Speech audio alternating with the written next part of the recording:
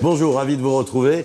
Les épidémies de gastro-entérite, on les a chaque année et ça pose vraiment des gros problèmes. Alors, est-ce qu'il y a une plante qui peut résoudre ces problèmes de gastro-entérite? Pour le savoir, Martine Perret est avec nous. Martine, est-ce qu'il y a une plante qui peut être utile? Oui, parce que c'est une plante qu'on a presque toujours à la maison. Oui. Donc si on a du thym à la maison, n'hésite pas une seconde. L'herbe à baronne.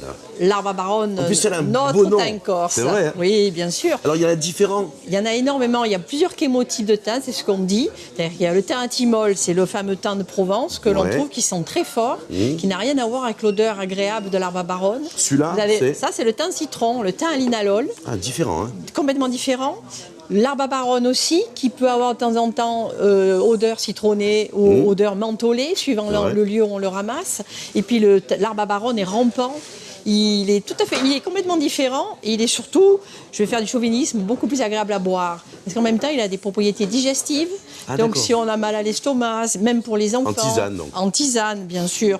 Parce qu'en huile essentielle, le thym est difficile à utiliser.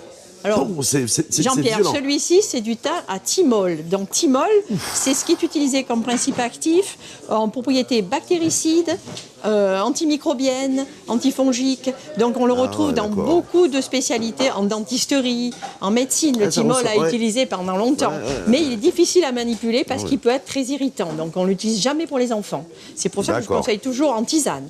En huile essentielle, on va soit l'utiliser, mais on va faire des gélules qui Ouais. vont contenir de l'huile essentielle de thym parce que ça peut brûler la bouche, donc on ne l'utilise jamais ouais. directement comme on l'a fait pour les autres huiles essentielles. D'accord. Voilà, ça c'est important à savoir. Donc le thym se donne surtout pour les troubles intestinaux parce que c'est un bon désinfectant des voies Mais intestinales. pour autre chose aussi?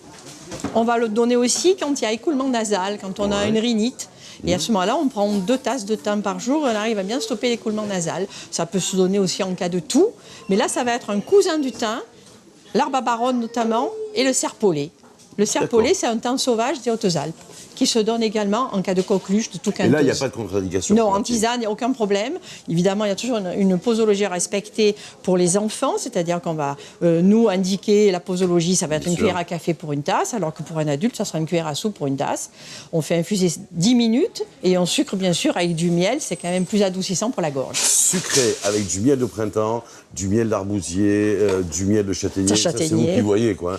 Vous faites comme vous voulez, mais surtout respectez les posologies, c'est très, très important. Suivez les conseils de Martine.